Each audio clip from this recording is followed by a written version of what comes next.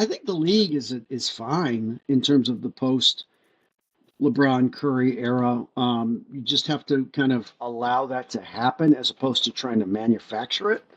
I think when they try to force things on you, that's when the league loses its way a little bit. Instead of just letting it kind of happen.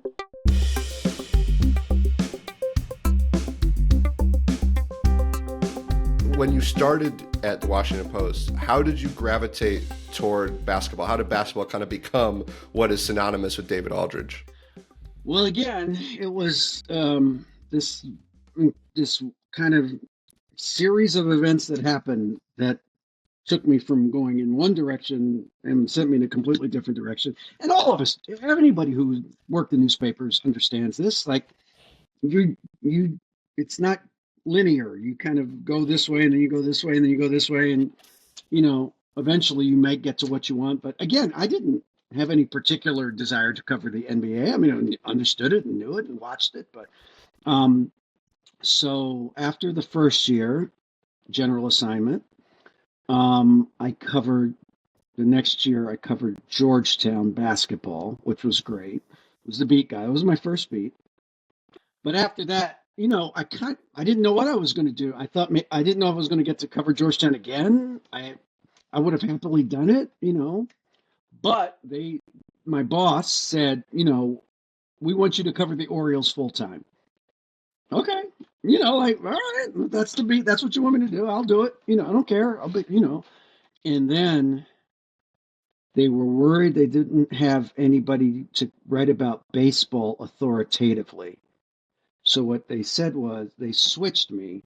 They had hired Richard Justice to be the national baseball writer.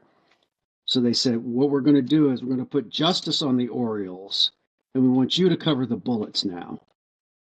And again, I was like, all right, I'll cover the Bullets. I was 23 or whatever. Okay, I'll do that if that's what you want me to do. And that's how I got into the NBA. I was supposed to cover baseball. I was on track to be a baseball writer for 15 years, because that's what you do once you're on the beat.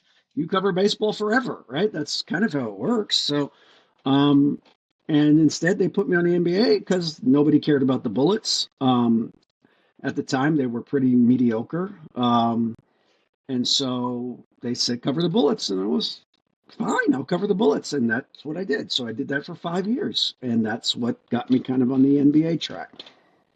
We'll wrap with this, David. We'll go back to the present and a little bit of the future. So we're recording this the day after the Lakers were eliminated. So obviously the talk is what's next for LeBron, and like it always seems to be.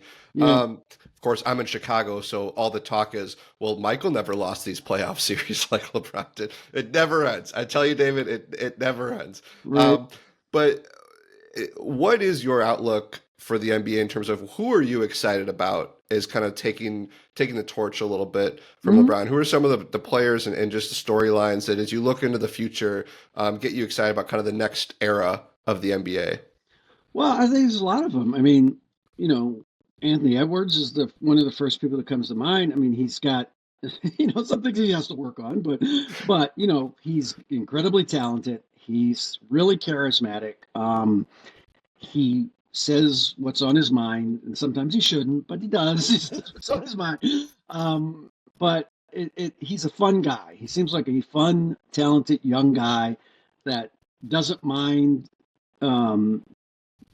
being criticized, can kind of roll with it and have fun with it. Isn't thin-skinned necessarily about it. He's exciting. Shai Gilgeous-Alexander in Oklahoma City is just a sublime scorer. He's not the most quotable guy in the world, but he's really good. He's a really good player, and they're a really good team, right? Wembanyama has his own kind of ecosystem, right? And is kind of redefining what a big man is in terms of skill and the things that he can do on the court, and really is kind of fascinating to watch and cover in terms of the things that he does. And then, Cooper Flagg's coming in. He's going to be a really good player in the NBA. I have no doubt about that. He wants to be great and doesn't mind competing and fighting for it. So he's going to be a great player. So it's going to be, I think the league is fine in terms of the post LeBron Curry era. You just have to kind of allow that to happen as opposed to trying to manufacture it. I think when they try to force things on you, that's when the league loses its way a little bit. Instead of just letting it kind of happen and letting kind of the talent and the personality of the player dictate who the face of the league is going to be going forward. But in terms of the talent, there's all kinds of guys that are more than capable of taking the league to a new and different level, and I think that's reflected in the media rights deal they just got. I mean, it's when the rumor started 2 years ago that they were going to try and triple their media rights deal, and everybody went, "That's insane! What are you guys talking about?" The NBA, nobody want the NBA. It's not dying, but it's not growing. You know what I mean? And what happened? They basically tripled their media rights deal. So they did exactly what they said they were going to do. They have a whole different new group of people that are going to cover the league, I think, in very different ways, and probably in some ways in better ways. And so, yeah, I mean, I think the future of the league's pretty bright.